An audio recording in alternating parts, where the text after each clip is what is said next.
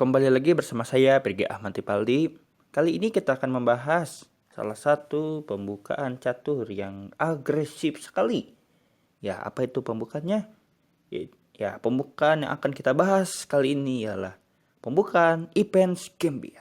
Oh iya, pembukaan Event Gambit ialah salah satu pembukaan catur yang cukup agresif dalam permainan Italia Giocho Piano yang dimulai dengan E4, E5, kuda F3, kuda C6, gajah C4, gajah C5, Giocho Piano.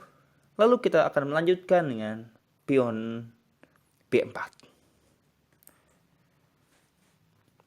Ya, perlu kalian ketahui bahwa main lain dari Giocho Piano ialah pion C3. Tetapi di sini kita memainkan langkah yang agresif yaitu B4. Mengapa kita memainkan ini? Karena yang pertama ialah di sini kita akan mendapatkan pengembangan perwira yang sangat cepat, bahkan terlalu cepat bagi hitam. Dan yang kedua ialah di sini kita akan terus-menerus mendesak hitam menyerang kediaman rajanya, dan di sini hitam sudah pasti akan kewalahan dalam pembukaan Event Gambit ini. Ya, apabila tidak mengenal pembukaannya dengan sangat baik. Ya, dalam posisi seperti ini, yang jelas ialah hitam tidak dapat memakan pion dengan kuda karena pion L5 akan menggantung dan sebaiknya kita akan menyerang petak F7 dengan sangat hebat. Jadi yang jelas ialah pion tidak dapat dimakan oleh kuda. Lalu bagaimana apabila di sini hitam menolak gambit seperti gajah B6? Kita akan melanjutkan dengan pion A4. Ya, ancaman pion di A5. Setelah memajukan pion menuju A6, kita akan memajukan pion menuju A5.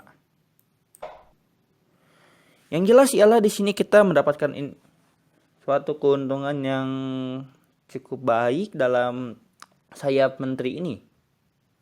Jadi di sini kita dapat mendesak hitam dalam sayap menteri.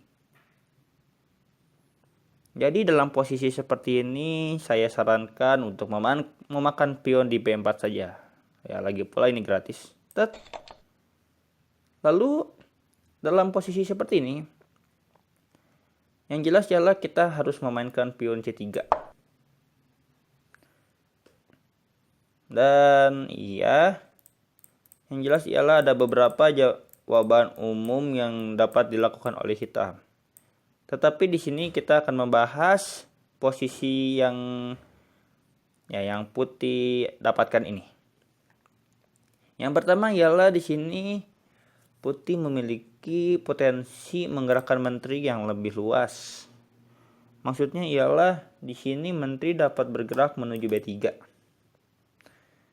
Ya, jadi di sini putih dapat menyokong gajah terangnya yang berada di C4 dalam menyerang petak F7 dengan bantuan menteri menuju B3.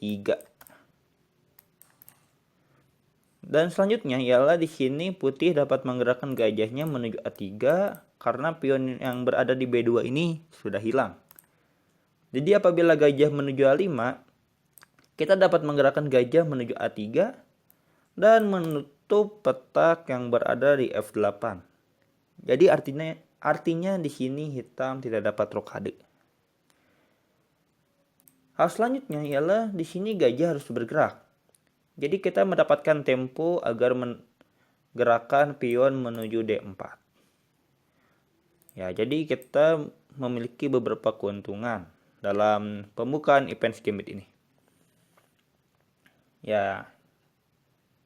Dan sudah jelas ada beberapa jawaban yang dapat hitam lakukan. Dan semua jawaban itu berdasarkan petak pelarian gajah yang berada di B4. Iya. Jadi di sini gajah dapat bergerak menuju A5, menuju C5 dan menuju E7. Perlu diingat bahwa menggerakkan gajah menuju F8 sangat tidak baik karena di sini putih mendapatkan inisiatif yang lebih besar daripada jawaban yang lainnya. Dan menggerakkan gajah menuju D6 sudah sangat jelas bahwa di sini gajah menghalangi pion yang berada di D7. Seperti ini kira-kira. Ya, dan gajah yang berada di C8 pun akan sulit untuk keluar. Jadi setelah pion C3, ya jawaban yang umum yang akan kita bahas pertama ialah gajah A5. Ini ialah main line dari Ivan's Gambit. Karena di sini gajah akan mencoba untuk memaku raja putih yang berada di S1.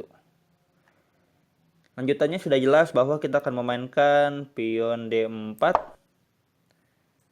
Lalu setelah di sini hitam memakan pion, kita akan rokade pendek. Oh ya, hebat sekali. Yang jelas ialah di sini putih memiliki keleluasaan petak yang cukup banyak dan pengembangan perwira yang cukup hebat. Yang jelas ialah di sini gajah dan kuda kita sudah cukup berkembang dengan baik. Kita pun sudah rokade dan benteng kita sudah siap untuk menghantam file ini. Dan perlu diingat bahwa kita mengorbankan pion sekali lagi di C3 ini sebenarnya tidak begitu buruk juga. Karena kita dapat mendapatkannya dengan menggerakkan menteri menuju B3. Ya. Ya, seperti ini kira-kira. Lalu apabila menteri menuju F6, ya saya sarankan untuk hantam saja menuju pion menuju L5 ini. Serang menterinya. Jadi kita memiliki banyak ide sekali dalam menyerang dengan menggunakan pembukaan Ivan's Gambit. Tetapi yang paling penting ialah di sini kita tidak boleh kehabisan gerakan dalam hal menyerang. Karena di sini hitam dapat memulai serangan berlasan atau bahasa Inggrisnya disebut counter attack. Ya, itu sangat tidak bagus sekali bagi putih. Dan kehilangan satu pion itu cukup berharga apalagi pada saat-saat permainan yang kritis seperti turnamen-turnamen. Ya. Lalu bagaimana dengan gajah C5? Dan biasanya para pemula atau amatiran yang tidak mengetahui Ivan's Gambit akan memainkan gajah menuju C5. Ya, kita langsung saja hantam dengan pion D4. Dan yang jelas ialah di sini hitam mau tidak mau harus memakan pion yang berada di D4. Mengapa? Karena gajahnya sedang menggantung atau sedang diserang. Lalu posisi akan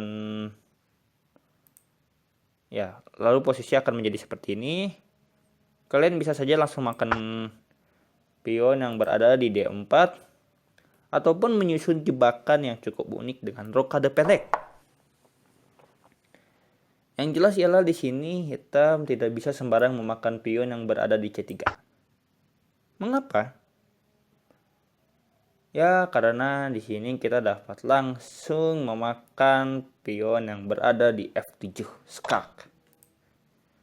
Dan setelah raja memakan, kita akan memajukan menteri kita yang berada di D1 menuju D5. Double attack. Makan. Dan pada gerakan selanjutnya kita akan memakan pion di C3.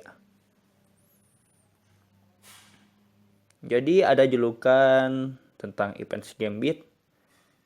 Julukannya ialah penghancur rokade.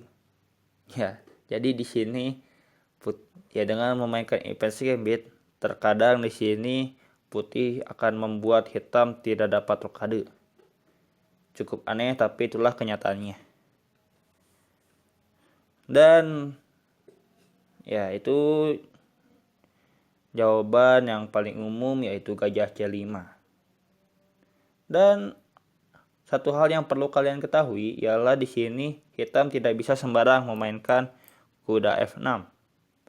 Karena di sini putih dapat menggerakkan pionnya menuju E5 dan pembukaan akan berubah tipikalnya menjadi max lang attack.